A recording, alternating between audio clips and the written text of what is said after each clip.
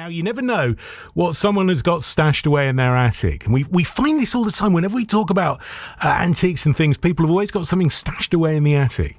The most unusual lot goes under the hammer in North Devon today. It's an early homeopathic expert who died almost 70 years ago and left behind a number of antique wooden boxes containing medicines for many common ailments.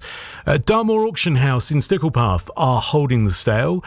Tim Penrose is with us now to is the correct term to preview the sale, Tim? Well, yeah, that's right. We open the doors at 9 o'clock here, so fairly shortly people will come rushing in, and then the first lot number one is up at 9:30 with Anne, my auctioneering colleague. So we've been bracing ourselves all day yesterday. We had a view day yesterday. We always have a view Friday before the Saturday. Very much a live in-person auction. Complimentary tea and coffee all day, comfy seats, old men snoring. The hammer ring being rung at £100, and my bubble gun machine being used as well. Free fresh fruit and tea and coffee. It's all going on. It's going to be a great fun time. We also have bids on the phone, and we have international bids, and we have obviously bids on the internet as well. So it's all going to be a great day. It's a great day of theatre. Excellent. Now tell me more about the woman who's behind this collection and her importance. Well, it's quite extraordinary, and as you say, you never quite know. Literally, sort of 5 miles down the road from us, the story is Dr. Dorothy Shepherd, who was the world's leading homeopath at the time. She had a Harley Street practice. What is it they say? Is it the GOAT, the greatest of all time? She was really to homeopathy what Torval and Dean were to ice dancing, or Michael Jordan to basketball. She was just exceptional, and she wrote loads and loads of books, had a practice in Harley Street, came over from Germany originally and changed her name from Schaefer, and trained in America, and set up this practice with this other lady called Gwyneth Robinson, and they really made a name for themselves because it was very unusual in those days. I mean, we're talking back, now, as you say, 70 or 80 years, and the way they practiced, because it was a very old-fashioned way of running, was they had these gorgeous mahogany and brass boxes made by firms like Keane and Ashwell from London that are just an absolute craft in themselves. And what happened was that she went over then, she died in 1952. Gwyneth then moved to Devon, and that's where the Devon connection comes. She then sets up practice in Thornbury, just outside Oakhampton, and she trains the lady that is my client, Miss Clark. Miss Clark is my client. She's selling these boxes, and she is also a trained homeopath, but she's retired now. So the whole family have a history of homeopathy. And it's a lovely story. It's a great story. Isn't it great to be dealing with selling something that's, the world's leading expert in? Totally. We're privileged to do it, yeah. Why in little old was Sticklepath. Yeah, well, indeed. But, you're connected to the world these days, Tim. Now, why is it that the medicine chests or the cabinets and things these were stored in, why was the level of craftsmanship so high? Because in those days they took a pride in what they did. Simple as that. And it was all part of it. It was all part of showing your professionalism, where you turned up at the house, you took the keys out to open the cabinets. I'm looking at one of them now in our display cabinets. It's got 58 little small files at about 4 inches tall. They've all got the writing on them in little italic writing. It was a whole experience. It was a whole theatre.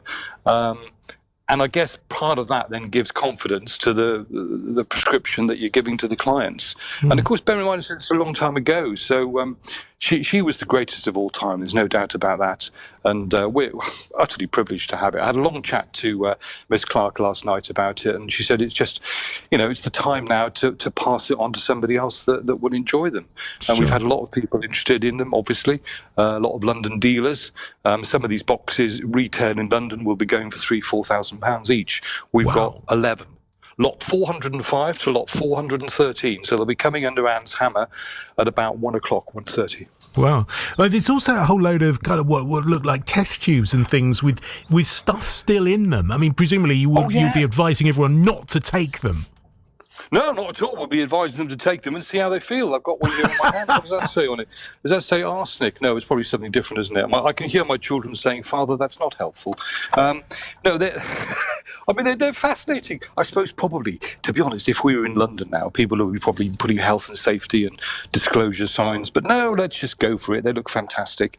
I'm sure it wouldn't hurt you. They're probably placebo, some of them anyway. So look at that. Nelson and Co. Pharmaceutical chemists in italic writing, Duke Street, Grosvenor, London. Grosvenor Square. Oh, this is one for dysentery, apparently. Lovely. Number 3A. Right. Yes, So I would say charming. Who is gonna buy this then? I mean, fingers crossed. We hope it stays in the county. Oh, I think it might. I think it might well do. There will be plenty of people with money who want something exceptional, and I remember a couple of months ago when we were selling some private parliamentary boxes from the War Cabinet from 1919, and the lady said to me, "Well, who would want some of these?" I said, "Well, where would you get another one of those?" And then they were they're black and gold leaf, and they were inscribed War Cabinet 1919, Special Mission to Rome. So where would you get something else like these? So probably a manor house, somebody with a fair amount of money that wants something exceptional to have on view. It's a talking point. Because a lot of these people, particularly the high net worth people that we deal with, they've probably got everything money can buy. So they want something that's just totally exceptional and a total one-off. But they're individually lotted. So whether will one person buy the lot? Will different people buy different lots? Some of the little lots here, this is no taller than 4 inches high, and this has only got 6 bottles in. And that's for diarrhea. And one says Nux vomica on the top. I wonder what that is. No vomiting. I don't know. Oh, yeah. So yeah, it'll be lovely if they stayed in the county. Obviously, my suspicion is they might go to London.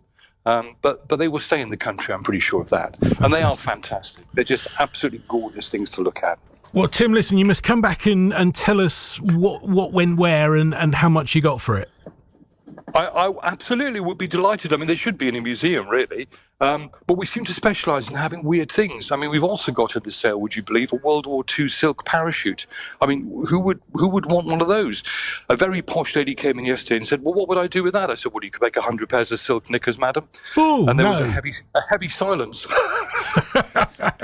Be particularly useful if you wanted to jump out of a plane, I'd have thought. But anyway, yes, I'm sure there'd be somebody. Yes, absolutely. Now, Tim, listen, as I say, make sure you come back and tell us what you got for it. We'd love to do that, and we'd love to welcome everybody later on today. And thank you for your great interest. No problem at all. There you go, Tim Penrose. So if you're interested in old homeopathic medical stuff, Stickle Path is where you need to be to Path 2 this morning. 9 o'clock, doors open.